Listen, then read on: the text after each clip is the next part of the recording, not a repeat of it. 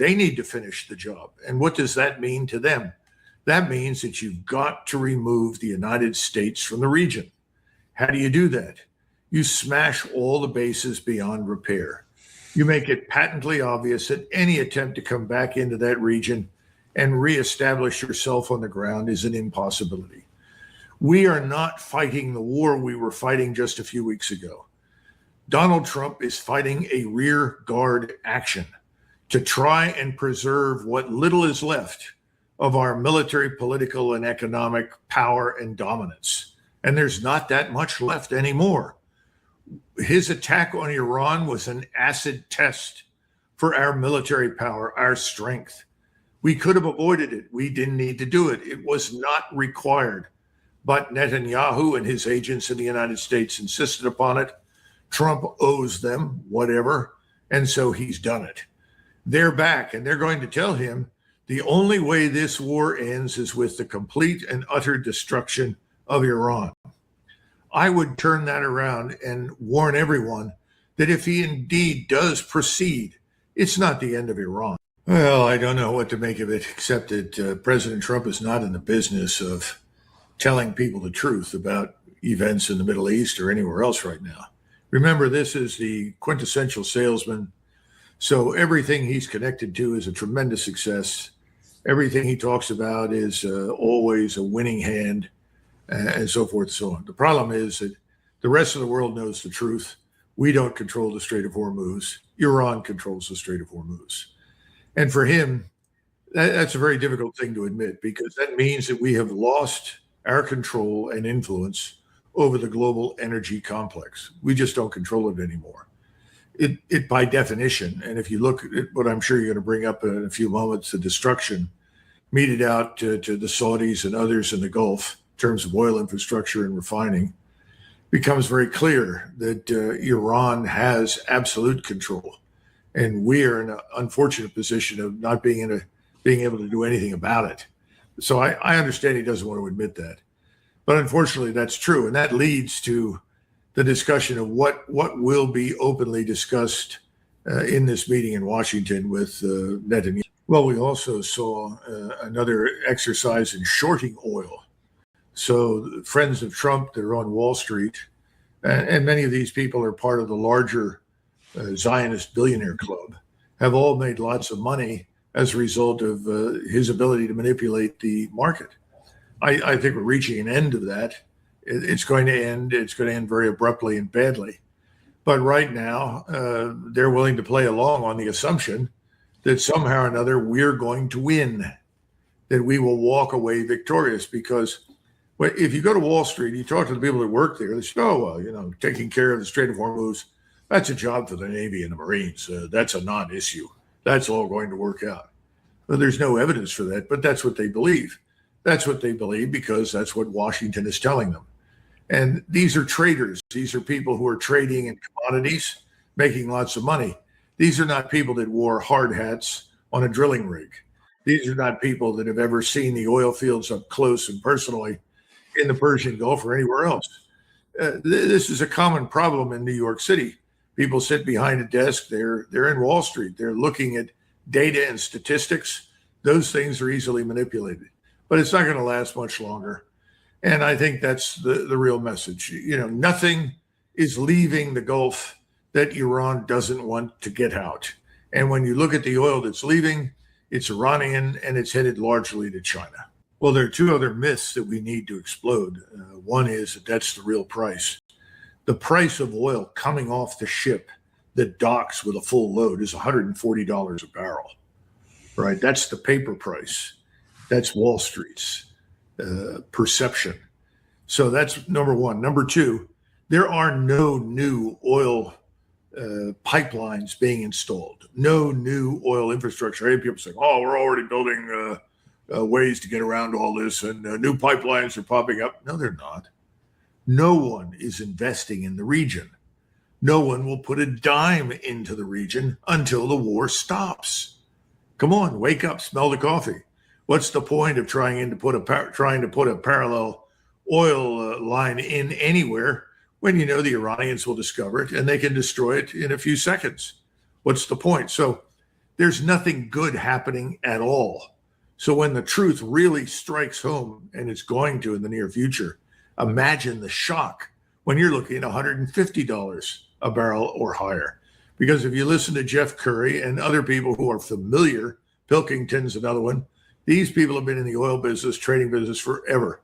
They know what's happening. They know where we're headed. It's not where we're looking at that chart right now. This is the man who said, oh, this war may be over in 3 or 4 days. The Iranian regime, may just implode quickly.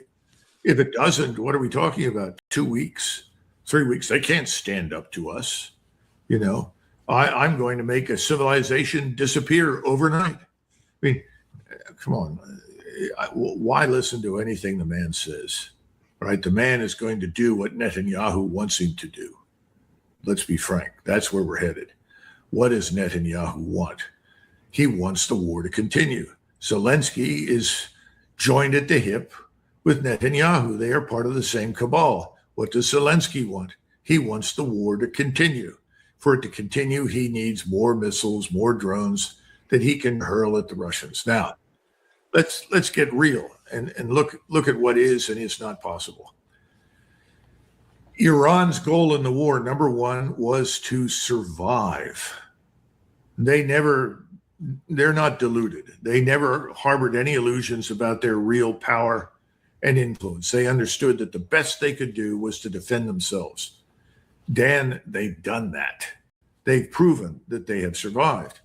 They realize that they've won. That was the point of the MOU that Trump signed and then walked away from, unsurprisingly, because it effectively said, okay, you get what you want. You won.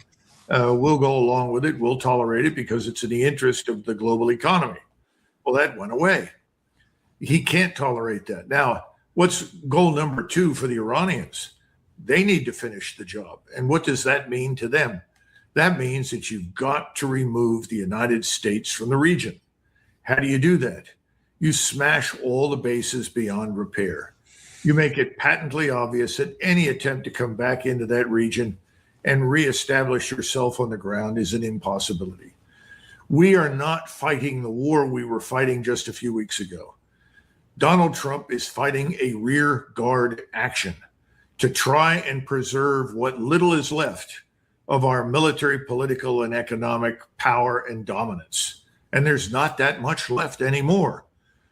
His attack on Iran was an acid test for our military power, our strength. We could have avoided it. We didn't need to do it. It was not required. But Netanyahu and his agents in the United States insisted upon it. Trump owes them whatever, and so he's done it. They're back, and they're going to tell him the only way this war ends is with the complete and utter destruction of Iran. I would turn that around and warn everyone that if he indeed does proceed, it's not the end of Iran. It'll finish us in the Gulf. That's absolutely certain, but it will be the end of Israel. And I think that privately, Netanyahu is worried about that, but he doesn't know what else to do. And the simple truth is the same for Ukraine. Either we give them more to sustain them for another month or two, or they too will go out of existence. And if we give them something to sustain them for another month or two, half of which will be stolen and end up in private bank accounts, they too will be destroyed. The handwriting, as we say, is on the wall. Ukraine is destroyed. That nation is finished. And oh, by the way, Iran is victorious, and a new order is going to emerge in the Middle East. And I would tell you that over the next few months, it will be obvious that that new order consists of 4 powerful states: Russia, China, Iran, and Turkey. I predict that Turkey will finally get off the bench and demonstrate that it is part of that axis. That is totally in line with everything that we've been discussing. This is the last desperate attempt to keep the war going. Now, I don't know what is inside or under Pickaxe Mountain. I don't know what the intelligence services say. I don't think it matters. I mean, our intelligence services have reported pretty consistently over the last several years there was no evidence for a nuclear bomb being developed by Iran for use against anybody. Well, they can say anything they want, and that's what's going to happen. Again, the point is, this is it. Trump has got a real problem because we are not simply low in missiles and precision guided munitions and so forth, whether it's Tomahawks or JASSMs or any number of these exotic weapons. We're going to scrape the bottom of the barrel. And by the way, the oil situation is not good. What Wall Street believes and what is real are completely distinct from each other. The real world is going to come down on us very hard in the very near future. And that's going to have an impact on the bond market that we've discussed in the past, which Gundlach and Groman and a host of other people, Ray Dalio, have all pointed to and said, Armageddon is on the way.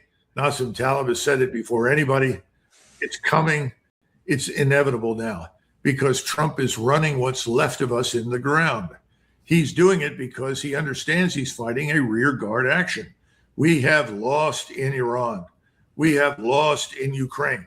When I say we, I'm talking about the United States, because we put the full faith and credit and power of the United States behind these very stupid, unnecessary wars. All of our allies are on the skids. Everybody's going broke. Nobody has any money. There will be no great mobilization of Europe against Russia. But what's happened in the meantime? China, which has profited enormously from our stupidity, is the rising power in the world. It is de facto the greatest economy in the world today.